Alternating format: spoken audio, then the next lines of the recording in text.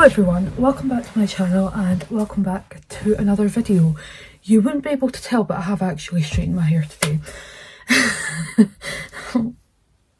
Anyway, yes, today's video is going to be talking you through my first experience of getting a tattoo.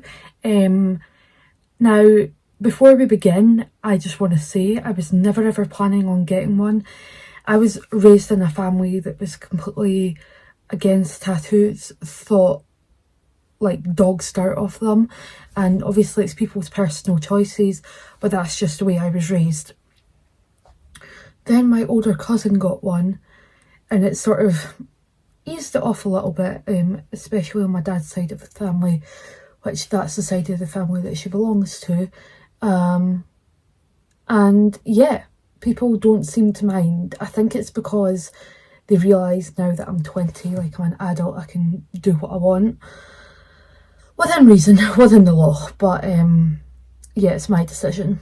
So without further ado, let's get into it. Okay, so first of all, just to establish, this is the tattoo.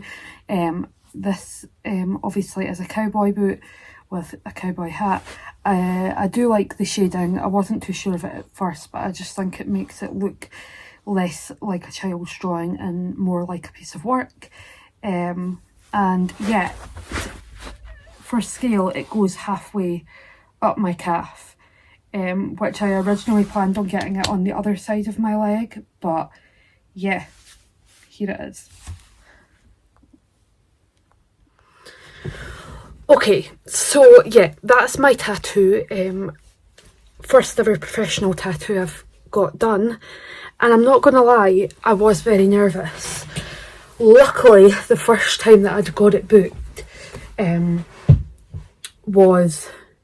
turns out to be a day that I was sick, so I had a bit more time to think it through and a bit more time to prepare myself for the pain.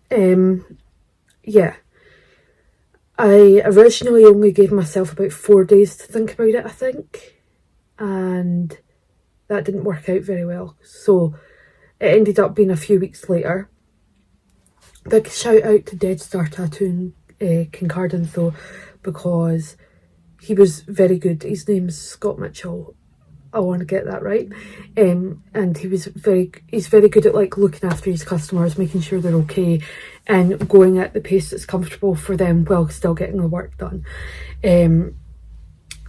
So yeah, you always need a consultation appointment obviously before, and we talked about it a little bit, but it ended up getting changed to the other side of my leg on the day, as I pointed out when I was showing you the tattoo. Stenciling and stuff was all fine. I was given several options for the sizing. I decided to go with the medium size rather than a large, just because A, I didn't want to be there endless amounts of hours having to put up with pain that I wasn't too sure how it was going to feel, and B, I didn't want it absolutely massive on my leg. So yeah, then obviously the starts, and I'm not gonna lie, the outline, like the big lines, are so painful it literally feels like someone is ripping off your skin, while a million needles are being stuck into you. And at one point I did feel quite unwell. It was a hot day though, so I took off my overshirt that I had on. I was wearing a t-shirt and an overshirt, and also I lay down rather than sort of propping myself up with my hand. That seemed to fix it. The only issue for me personally was my leg kept on like twitching, because whenever it hits a certain nerve it goes like that. So there was one slight imperfection which I've never noticed, but he did say there was one. Yeah, overall, I'm going to be transparent here, it costs £100. Now that was for, he charges by the hour, and that took an hour and a half to do, but he just wanted to be completely happy with it, and I trusted his judgment. Yeah, I have nothing to say but good things for that tattoo studio. yeah, it's one of those things that I'm hoping that I'll like for a very long time, at least until I'm in like my 60s, which is 40 years away. So once you're old though and you're shriveled up, you're shriveled up. Like, do you know what I mean? You're as well enjoying however many years of the tattoo for it to look ugly for the last like 20 years. So yeah, that's pretty much the entirety of the story. As I said, the meaning behind it is obviously I love country music. I went to see Country to Country. If you follow me on Instagram, you would have seen my selfies from there.